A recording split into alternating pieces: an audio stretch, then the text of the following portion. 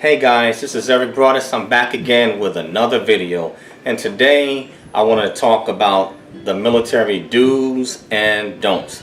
There are certain things in the military that I will say are not wise. The civilian side and the military side is different. So for those of you that are considering joining the military, or maybe some of you that are in, I would just give some recommendations, and these are a lot of these examples or points that I'm hitting off of. I've actually seen it in person. So the first thing I want to start off with: military's do's and don'ts. Number one, disrespect for authority and insubordination. The one thing you have to learn in the armed forces, you have to know how to take orders and to respect authority. You may not like the individual that outranks you or that is in command or that's above you, but you have to respect what they have on their sleeve or what they have on their shoulder. Else you could, in the armed forces, you can get yourself into some serious trouble. And the one thing in the military that you don't need is trouble, because if you mess up in Uncle Sam's military, it follows you on the outside. So you are held to a higher standard when you're in the military. You know, so you must respect authority. You may not like the person, but you have to learn discipline. And this, believe it or not, you can learn a lot from leaders you don't like or bad leadership. Believe you me, it's always easy to like people that we consider that are popular or whom we really like. That's the easy part, but it's following or dealing with leaders that might be a bit more challenging or difficult to deal with. That's when your character is tested. And in the military, you don't have a choice. You must respect those that are in authority above you, or else they will make sure that you are dealt with. The second I want to get to is off-duty conduct. Now, in the armed forces, you are on duty 24/7. When you swear in, and once you are in, it's not like a civilian job. You don't punch a time card and you're out. So whatever you do 24/7, you are representing your branch of service and the armed forces as a whole. You may be the only military or representative of the armed forces that civilians may see. So your off-duty conduct has to be above reproach, because you can still get in trouble. If you get so much as a DUI off base, you can best believe that your commander, you're gonna get penalized by the civilian authorities, and then when you get back to your command, they're gonna punish you also. So you want to make sure that your off-duty conduct is above reproach. You have to have bearing and know how to carry and handle yourself. Once you become a member of the United States Armed Forces, you just can't act any kind of way. You must have some etiquette, because you have to remember, when you're wearing that uniform and when you have that ID card, whom you're representing, and the armed forces, they take that very seriously. So your off-duty conduct is very important. So carry yourself well. Third thing that I want to hit, and this is a key thing, is mismanagement of finances. Now, either you manage your finances or else they will manage you. In the military, they do not play with you not handling your financial responsibilities. You can get in trouble for as much as bouncing a check. And I've seen it happen too many times. What I would suggest to future recruits and those of you that are in, be responsible with your finances. Don't spend or buy more than you can afford. You know, I was in the military for 20 years, so I know exactly how the pay system works. You get paid either once a month or you get paid twice a month, whichever one you elect. And for each grade, you only get paid so much. And we all have limits, so don't spend more than you can afford, because you can get in trouble with your commander. This right here can affect your career. So they will get you for being financially irresponsible. If you make a bill, make sure that you pay it on time, because it doesn't take much. Once you're in the armed forces, your commander can garnish your wages. They have that type of power or authority. So you don't want to mess your career up by overspending or buying things that you can't afford. And for those of you that are married, if you have spouses, you have to make sure that you keep your spouse's spending under control. Make sure your spouse doesn't mess your finances up, because what they do is a reflection on you, and the military will hold you accountable. So you don't want those type of problems. Take care of your finances. As far as child support, everything, they do not play. Take care of your finances. And I want to share a quick story with you. This has really happened with me. Years ago, my son was born the first year I went into the military, and at the time I did not know anything about enrolling him in DEERS, or to get him ID card and for medical as a dependent enrollment. I had no idea about that, and I did not know that you can draw I believe it was called I think it's BAH differential if the dependents don't live with you. But I had no idea. And what happened at the time, this is like 20 something years ago. At the time, the mother of my son had called my commander on me and said that I wasn't paying enough. And I had no idea. I was paying her money, and I took the advice of my father, and he told me to keep my receipts. And I had all my receipts in a briefcase. Make a long story short, all my friends and peers were getting promoted, putting on their stripe. I was still, a slick sleever. I didn't have any stripes. And on that day, I was supposed to pin on, and I went and asked the question, hey, why didn't I get promoted? And so what happened is that my first sergeant called me and said there's a young lady that had called the commander and said that that I was not giving her enough money. And fortunately for me, with the advice of my father, I kept all my receipts and I provided proof that I was sending her money for my son. And so what happened, my first sergeant had me go over to the finance office, and that's when I enrolled my son in DEERS, and I started drawing basic allowance for housing differential, because my son did not live with me. He had lived with his mother. But that's what that BAH is. It's a certain type of tax-free pay that is given to military members for support of their dependents. And so I took care of that, and what happened is my commander within the same day removed me off a control roster. What a control roster is for those individuals that are being watched or that have gotten in some type of trouble. But for something so simple, and like I said, I paid it. I was paying, but she claimed and told them that it wasn't enough, so I went and fixed the problem. But that would have affected my career, and I could have gotten in trouble if I didn't have those receipts. So I say this, to you, when it comes to your finances, take care of your finances and take care of it seriously.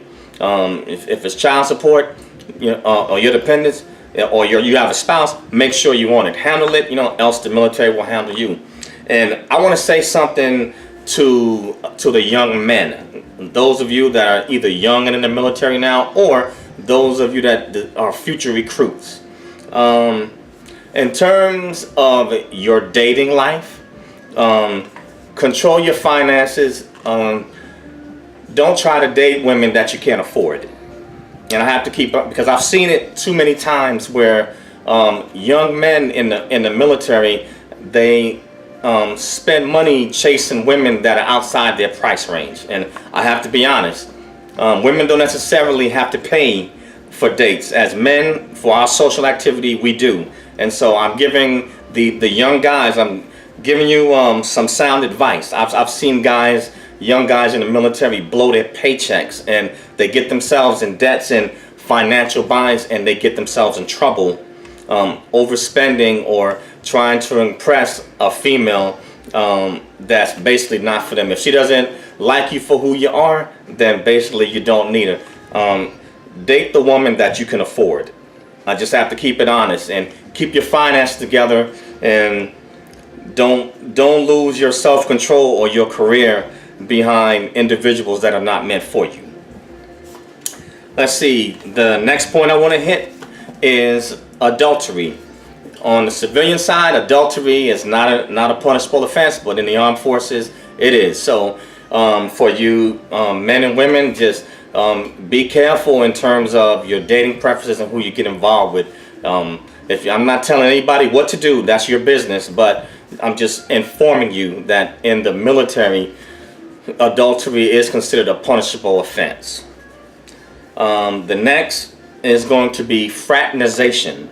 Now, fraternization, generally speaking, is when officers are within the same chain of command, or too buddy-buddy, or a little bit too close, or unprofessional behavior with their subordinates. Now, this can occur amongst non-commissioned officers or subordinates that they're supervising, but this refers more or less to either senior leadership or either officers hanging out or having unprofessional conduct or behavior with their subordinates. So fraternization is another thing in the military that is not allowed and is frowned upon in leadership. And you officers or future officers, you can get in trouble if they catch you fraternizing with your troops. You can be, saying friendly and cordial, of course, but there still has to be some type of line of separation when you're in leadership in a certain position. Next will be drugs.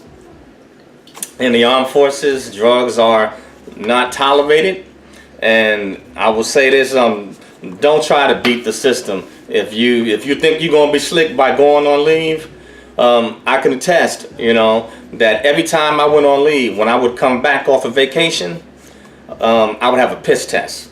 So they do urinalysis, and your commander can throw a random urinalysis, out of nowhere. And I've seen men and women from every branch of service get pop or busted on piss tests when they failed them. And believe you me, they have all types of ways of tests. They can pull a hair follicle, and they can tell if you smoked marijuana, probably 6 months. Now, cocaine or harder narcotics, they can go back as far as 10 years through a simple hair follicle. So my advice to you, like I said, if you decide to go in, all I'm doing is just informing you from what I know by personal experiences. Drugs is not tolerated in the armed forces. Next point is fraudulent enlistment. The armed forces spends a lot of money doing a background check and making sure that you get the clearance that you need, everywhere from secret to top secret. And the more expensive the clearance, the deeper the FBI must dig into your background. So you don't want to lie, go and take a chance on lying to your recruiter, or knowing that you had something going on the outside that you didn't take care of. So you don't want to be fraudulently enlisted, because if they find it, all your hard work, they may not catch it till years later, but if they do catch it, you can risk losing your career and everything behind it. So it's not worth it. Integrity pays. Next point, don't be derelict in your duties.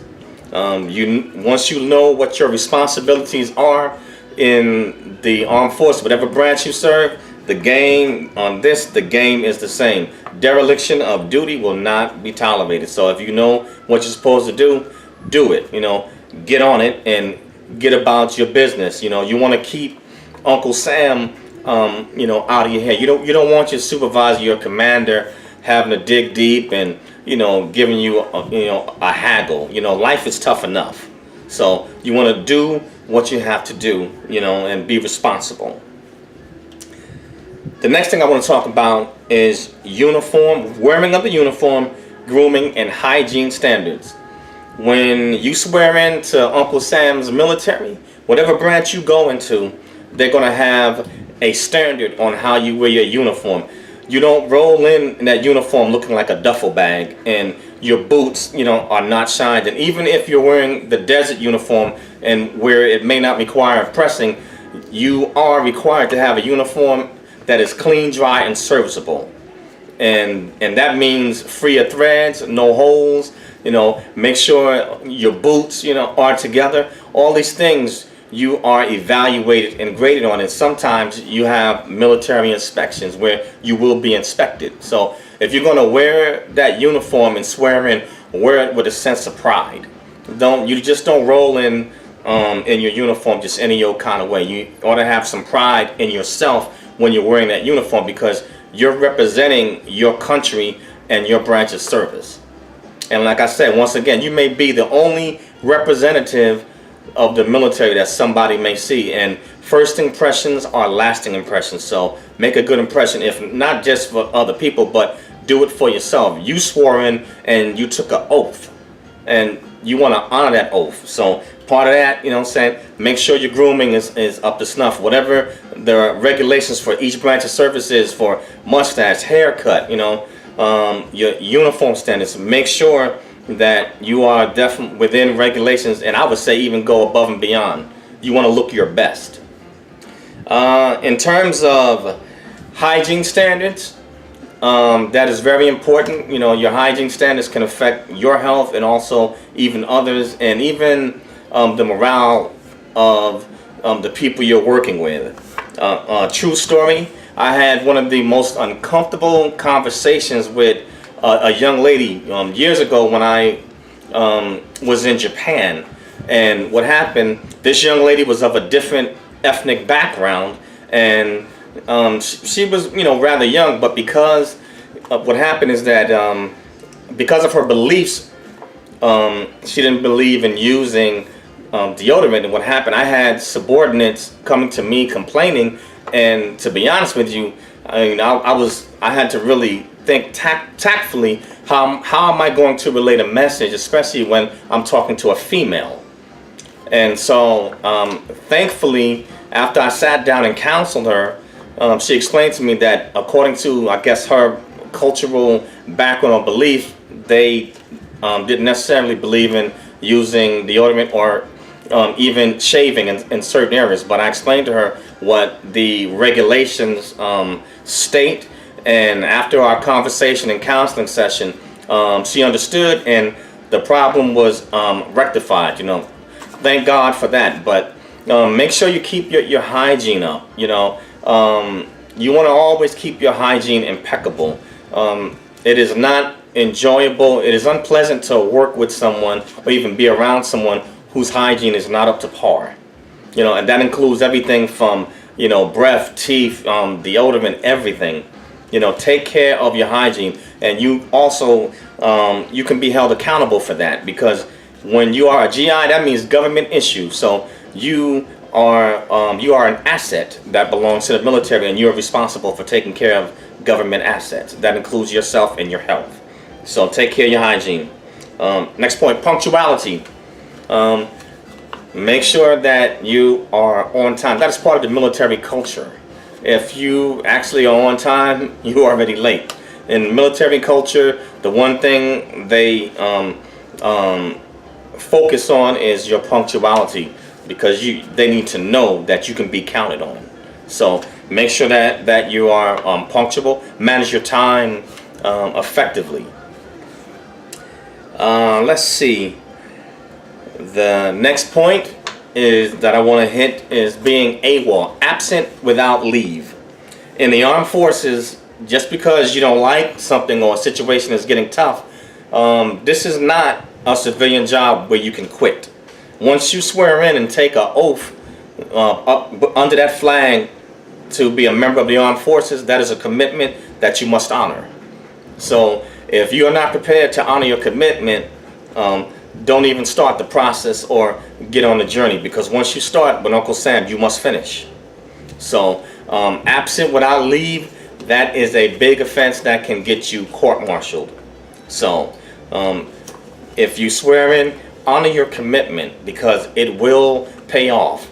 Even anywhere you go, there's going to be some bumps in the roads, but that's part of being an adult. You know, you have to man up, pick yourself up by your bootstraps.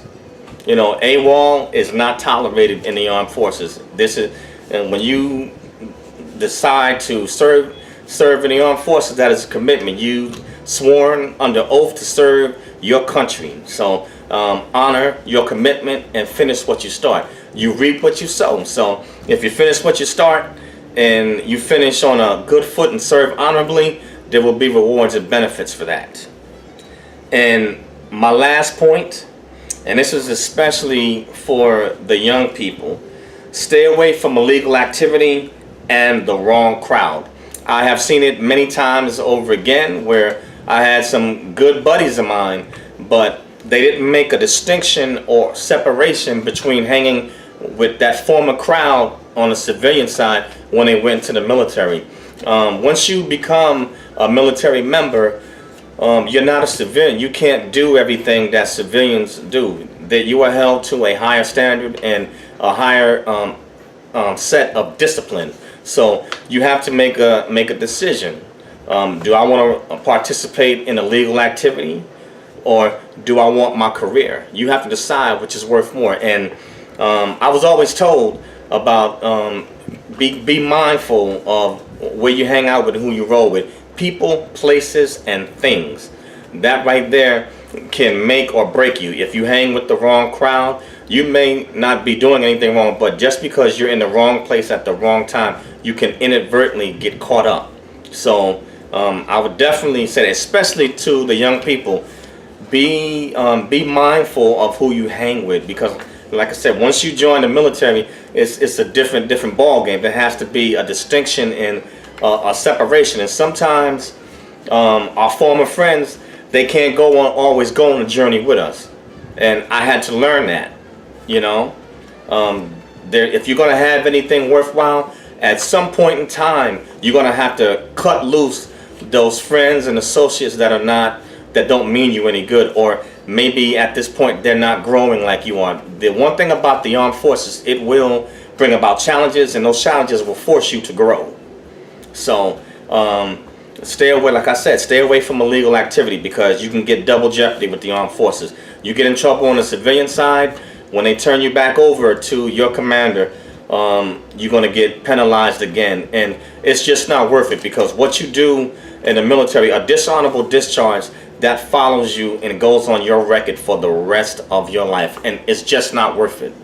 You know, so for women, if the wrong type of guy or the wrong crowd is not good for you, you're going to have to make a separation. Stay away from it if you want to keep your career. For the guys, chasing the wrong type of women, you know, and I keep harboring on relationships, because relationships in many cases have caused individuals to lose a lot. You can lose a lot by hooking up with the wrong people. So this is my last point. To keep your career, again, stay away from illegal activity and the wrong crowd. I hope that these tips were helpful, and just please share, subscribe to my channel, like the video, share it or unlike it, and leave comments. Thank you guys for your time, and I will see you on the next one. Peace. What do you think?